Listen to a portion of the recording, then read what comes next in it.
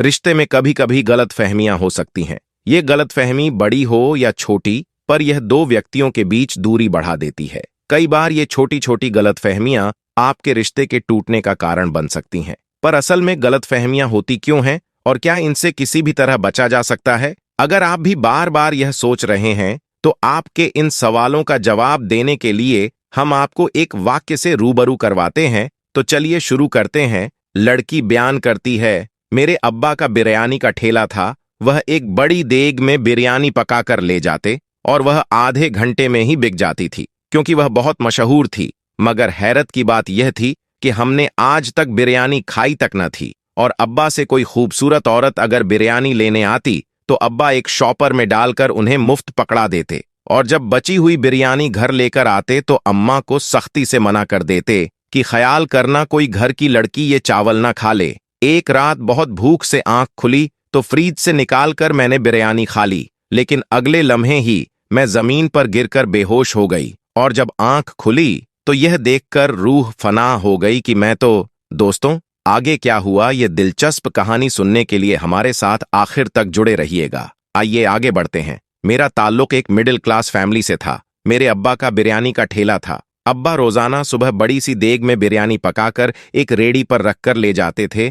और ज्यादातर एक आध घंटे बाद अब्बा की वापसी हो जाती है, क्योंकि अब्बा की बिरयानी आधे घंटे में ही बिक जाती थी, क्योंकि यह बिरयानी बहुत मशहूर थी और इसके जायके की धूम दूर दूर तक थी। मैंने शुरू से ही अब्बा का यह मामूल देखा हुआ था कि वह सुबह सुबह एक देग में बिरयानी पकाते और फिर उसे रेडी पर रख कर ले जाते। मैंने कभी इस चीज पर गौर नहीं किया था, क्योंकि यह सब कुछ मैं बचपन से देख रही थी। एक दिन जब मैं कॉलेज से वापस घर गई तो घर में खाना नहीं पका था। मैंने अम्मा से कहा, खाना नहीं है तो मुझे बिरयानी ही डाल दें, मुझे बहुत भूख लगी है। और उस दिन मैंने सोचा कि मैंने आज तक अब्बा की देग की बिरयानी तो खाई नहीं है, क्योंकि जब भी मैं बिरयानी को कहती अब्बा घर में खुद बना कर देते, और वाकई वो बहुत मजे की होती थी। मैंने कभी गौर ही नहीं किया कि जो देग अब्बा बेचने के लिए बनाकर लेकर जाते हैं, उससे कभी भी हमारे घर में बिरयानी नहीं खाई गई। मुझे इसकी वजह का इल्म तो नहीं था, लेकिन जब अम्मा ने मना किया कि वह बिरयानी तुम नहीं खा सकती,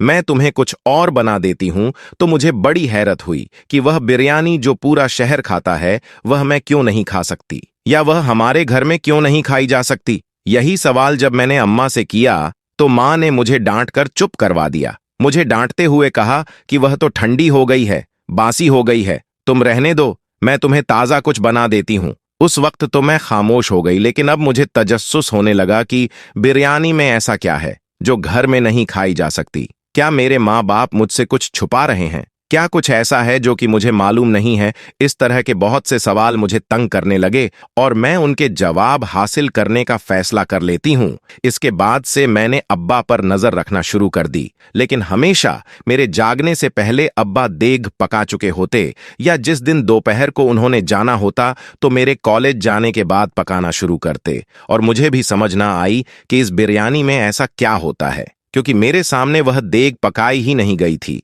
एक दिन अब्बा ने दोपहर में बिरयानी लेकर जानी थी। मेरे कॉलेज जाने के बाद अब्बा ने बिरयानी पकाई और हमेशा की तरह रेडी पर रखकर उसे ले गए। उसी दिन मुझे कॉलेज से जल्दी छुट्टी हो गई, तो मैंने जल्दी से अपने दोस्त का बुर्खा पहन लिया और अब्बा की रेडी के पास जाकर खड़ी हो गई। मैं देखना चाहती थी इस बिरयानी में ऐसा क्या है जो कि मुझसे छुपाया जा रहा है। अब्बा की रेडी के पास बहुत ज्यादा भीड़ थी, लोग लाइन लगाकर बिरयानी ले रहे थे। इतने में मैंने देखा कि एक खूबसूरत औरत आई और उसने जाकर अब्बा से कुछ कहा, और अब्बा ने खामोशी से एक शॉपर में बिरयानी डालकर उसे पकड़ा दी, और वह औरत पैसे दिए बगैर चली गई। मुझे बड़ी हैरत हुई कि यह कौन औरत थी, और अब्बा ने इससे पैसे भी नहीं लिए। आखिर इसके पीछे क्या राज्य है? अब तो मुझे उस औरत का राज्य भी मालूम करना था। मैं अभी यही सोच रही थी कि एक और औरत आई और अब्बा ने उसे भी बिरयानी डालकर शॉपर पकड़ा दिया और उससे भी पैसे नहीं लिए। मुझे लगा कि जो भी खूबसूरत औरत आती है, अब्बा उसे मुफ्त में बिरयानी दे देते हैं। मुझे अब अपने अब्बा पर गुस्सा आने लगा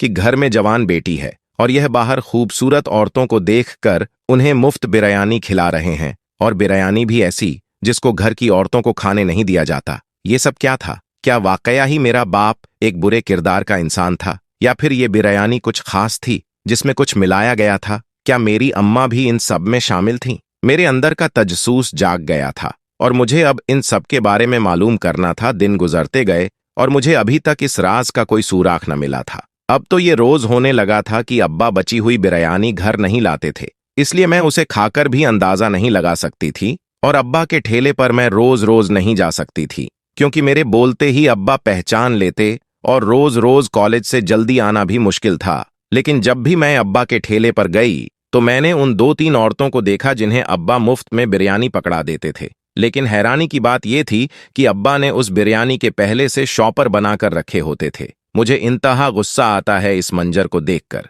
आखिरकार एक दिन मैंने एक औरत का पीछा करने का फैसला किया और दबे पांव उस औरत के पीछे चल दी। मैंने देखा कि वह औरत एक बहुत बड़ी कोठी में दाखिल हो गई है, और इतनी आलीशान कोठी देखने के बाद मुझे हैरत होने लगी कि अब्बा का इस औरत के साथ क्या ताल्लुक हो सकता है। क्या यह औरत सिर्फ अब्बा की बिरयानी लेने के लिए इतनी दूर आती है? मैं वापस घर आ गई और ऐसी ही मजाक में वालिदा से सवाल किया कि क्या अब्बा का किसी से कोई ताल्लुक है? तो अम्मा ने मुझे सख्ती से टोक दिया कि अपने बाप के बारे में ऐसा नहीं सोचते। अब मैं सोच रही थी कि माँ को बता दूं कि अब्बा ऐसा करते हैं, लेकिन मुझे समझ नहीं आई कि मेरे पास तो कोई सबूत भी नहीं था। और फिर एक दिन अब्बा शाम को तैयार होकर कहीं जाने लगे तो मैंने पूछा कि आप कहाँ जा रहे हैं? अब्बा ने कहा कि वह अपने दोस्त से मिलने जा रहे हैं। मैंने पूछा कि किस तरफ जाना है आपको? मुझे भी अपने दोस्त की तरफ जाना था, तो मुझे साथ ले जाएं? तो अब्बा ने जिस इलाके का नाम लिया वह सुनकर मेरे पांव के नीचे से जमीन निकल गई, क्योंकि अब्बा ने उसी इलाके का नाम बताया जहां पर उस औरत का घर था जिसका मैंने पीछा किया था। अब तो शक की गुंजाइश ही नहीं रही थी कि अब्बा का उस औरत से कोई ताल्लुक है। मेरा दिल किया कि अब्बा को झंझोड़ कर कहूं कि इस उम्र में औरत से ताल्लुक रखते हैं, लेकिन मैं खामोश रही और अब्बा उस औरत से मिलने चले गए। मुझे अब्बा की हरकतें दिन ब दिन अलग अलग लगने लगीं और अब्बा से मेरी नफरत में इजाफा होने लगा, जो घर में जवान बेटी के होते हुए बाहर औरतों से ताल्लुक बनाते हैं। और फिर मेरी अम्मा को क्यों पता नहीं चलता कि वह कहाँ जाते हैं?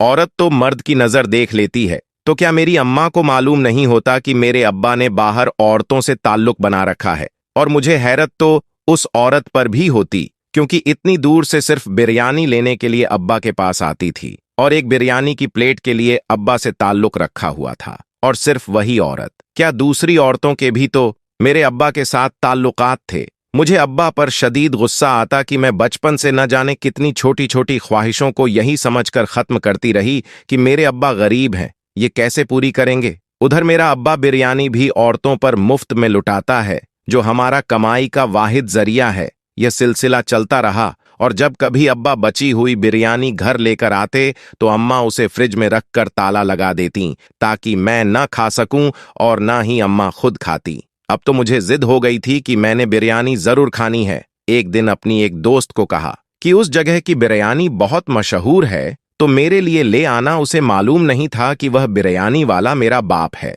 वह जाकर वहां से बिरयानी ले आई, लेकिन जब उसने बिरयानी खाई तो उसे वह जायका इतना अच्छा लगा कि उसने मेरे लिए कुछ नहीं बचाया और वह सारी खत्म कर गई। मेरे पूछने पर उसने कहा कि उस बिरयानी में एक नशा था। मुझे तो याद भी नहीं रहा कि तुमने वह मंगवाई थी, मैं तो वह सारी खा गई। उसने तो यह बात मुस्कुराते हुए कही, लेकिन मुझे लगा कि वह सच कह रही है। इस बिरयानी में सच में ही नशा है। तो क्या मेरा बाप नशावर बिरयानी सारे शहर को खिलाता है? और क्या इस बिरयानी से आने वाली कमाई हलाल है? क्या मेरा बाप मुझे बचपन से हलाल खिलाता आ रहा है? मैं तो अपने बाप की नफरत में न जाने कितनी आगे तक सोच चुकी थी, और मैंने तो यह तक सोच लिया था कि मैंने अब इस चीज का सबूत लेना है कि मेरा बाप बिरयानी में नशा मिलाता है, और मुझे यह बात कानून को बतानी है ताकि मेरे बाप को सजा मिल सके। मुझे गुस्सा सिर्फ इस बात का था कि मेरा बाप दूसरी औरतों से ताल्लुक क्यों रखता है। क्या सच में ही मेरा बाप गलत था? क्या वह इस बिरयानी में कुछ मिलाता था जो घर में किसी को खाने नहीं देता था?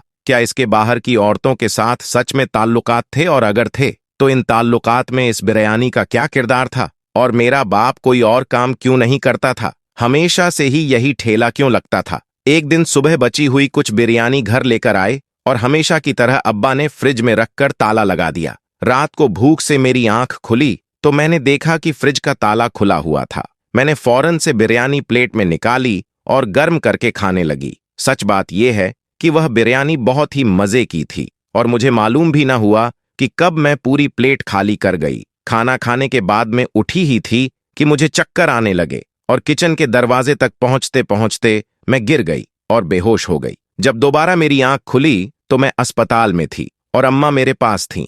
मैंने मम्मी से पूछा कि मुझे क्या हुआ था, तो अम्मा ने कहा कि तुम किचन के दरवाजे में बेहोश पड़ी थी और हम तुम्हें अस्पताल ले आए हैं। मैंने कहा कि डॉक्टर ने क्या कहा है, मुझे क्या हुआ है? तो अम्मा ने कहा कि डॉक्टर कहते हैं तुमने कोई दवाई खा ली है जिससे तुम बेहोश हो गई हो। मैंने उनको कहा कि मैंने तो सिर्फ बिरयानी खाई है, जिस पर अम्मा ने मुझे डांटा। जब मैं मना किया था तो फिर वह बिरयानी तुमने क्यों खाई? मैंने अम्मा से कहा वह बिरयानी पूरा शहर खा सकता है तो मैं क्यों नहीं खा सकती हूँ? और अगर वह दवाई बिरयानी में थी तो इसका मतलब है कि अब्बा पूरे शहर को बिरयानी दवाई वाली खिला रहे हैं। अब तो मैं यह बात सबको बताकर रहूंगी। इस बात पर मुझे अम्मा ने और भी सख्ती से डांटा और कहा कि मैं अपने बाप पर शक कर रही हूं, और वह बाप जिसने मुझे पाल पोस कर जवान किया है और उसी की बिरयानी की कमाई हमेशा मुझे खिलाई है और मेरी हर जरूरत पूरी की है, और मैं आज उस बाप की कमाई के जरिए पर शक कर रही हूं, और यह कि इस बिरयानी में कुछ भी नहीं था, तुमने ही जरूर कोई दवाई ली है,